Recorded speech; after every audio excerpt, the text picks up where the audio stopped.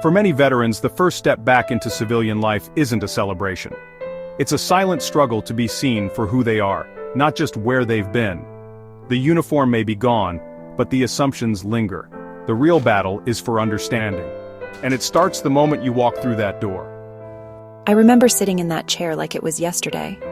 It was one of those modern, uncomfortable things that probably cost a fortune but felt like it was designed by someone who'd never actually sat down.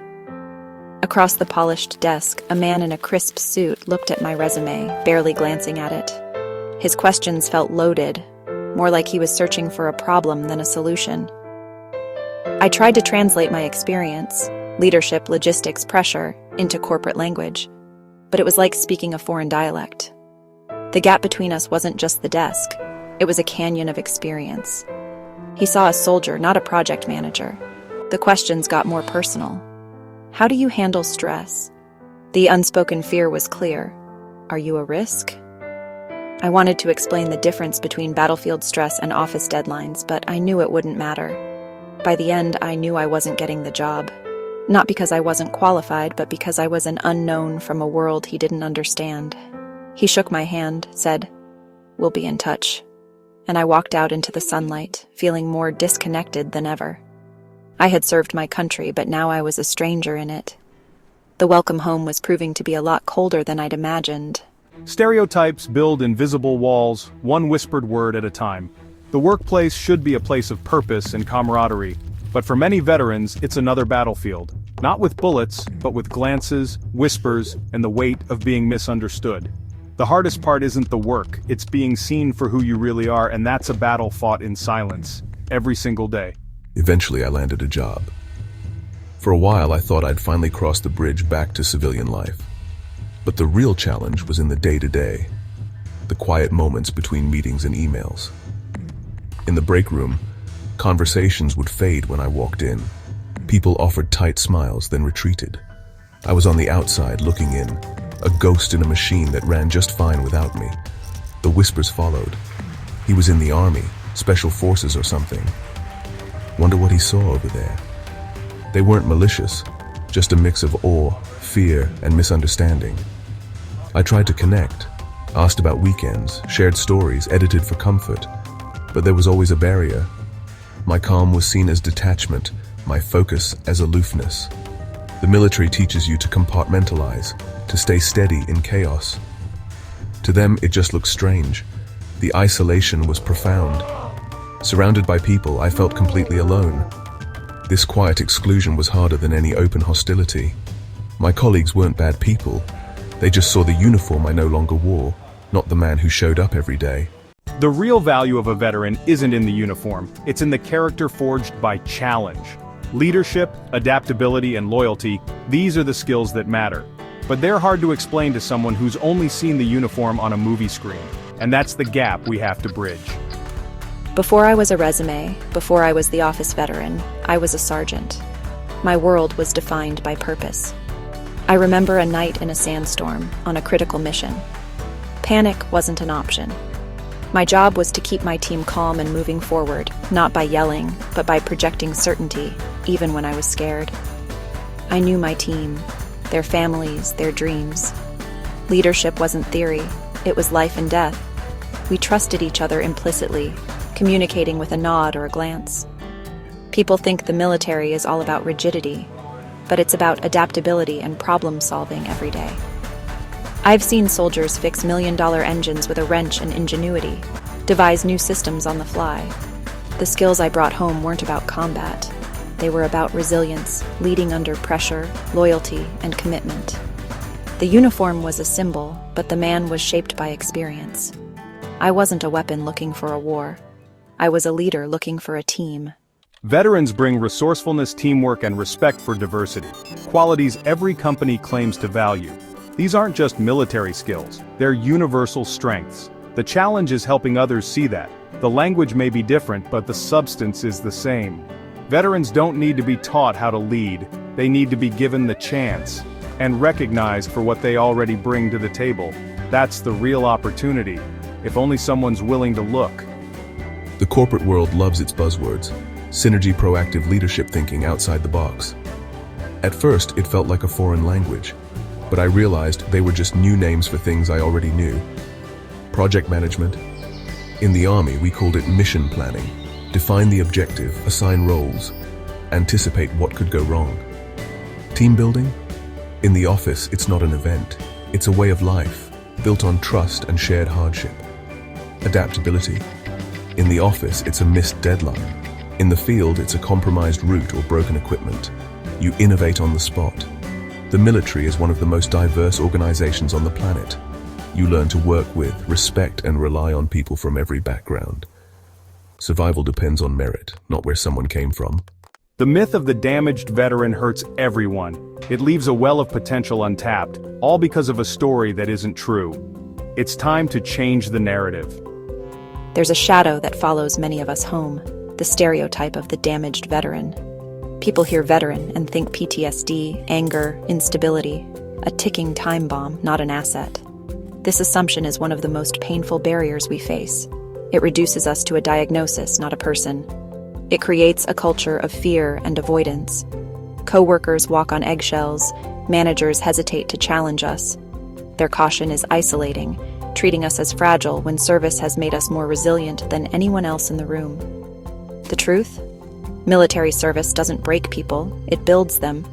Yes, some struggle, but to define us by our struggles is to miss the point. Our experiences forge unshakable character. This stereotype isn't just insulting, it's a waste of talent.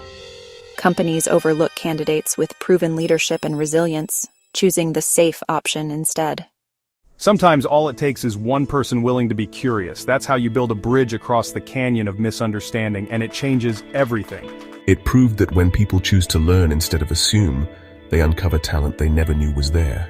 Education became a bridge, replacing fear with appreciation. Coworkers started seeing me differently. The whispers changed from suspicion to respect. Suddenly my resume wasn't a mystery, it was a record of achievement.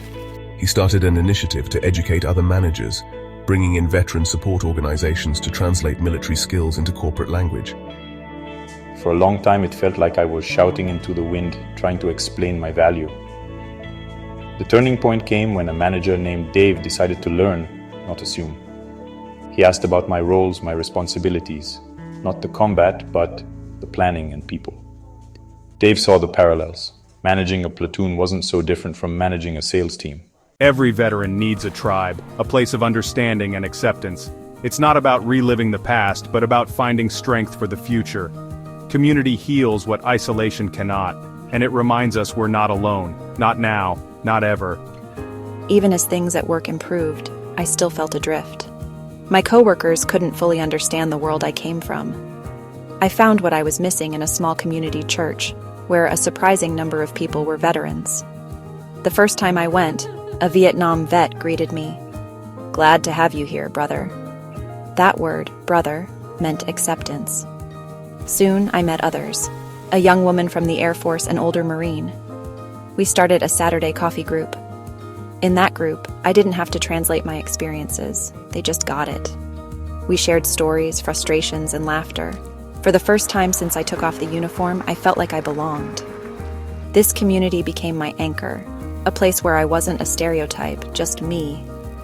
They saw me as a brother, not as damaged or broken.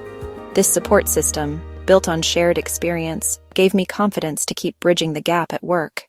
Faith doesn't erase the struggle, but it gives a foundation of dignity and self-respect. The world may judge by appearances, but true worth is deeper, and that's what matters most. In our Saturday coffee group, we often talked about faith. For many, it was a lens to make sense of our experiences. Our pastor shared a verse, "Man looks on the outward appearance, but the Lord looks on the heart." In job interviews and workplaces, people saw the veteran label, the posture, the stereotype, not the heart. They couldn't see the loyalty, integrity, and courage etched into us. This scripture was a comfort, a reminder that our worth isn't determined by a job offer or a stereotype. It helped me let go of anger and see those who misunderstood me as limited by their own perspective. My value was inherent, seen by my Creator. It took patience, education, and a willingness to look past the surface, but we got there. I was defined not by my uniform, but by my contribution. That's the real victory, and it's possible for every veteran. The real transformation at work didn't come from one event, but from small, consistent actions. It started with Dave's education initiative, but grew as we shared our experiences in relatable ways. When a project went off the rails, I walked my team through my thought process. Contingency planning, clear communication. I started using their buzzwords, meeting them halfway. Slowly, perceptions shifted. I became Mark, the guy you go to for a solid plan. My calm was seen as unflappable, my directness as efficient. They saw my military background as an asset, not a liability. During a major product launch, everything went wrong. I broke the problem down, assigned tasks, and led the team through, and pulled it off. Afterward, Dave said, "You were the calmest person in the room." I just smiled. It's all about the mission. In that moment, I knew I'd arrived. Not as a veteran in a civilian workplace, but as a valued team member.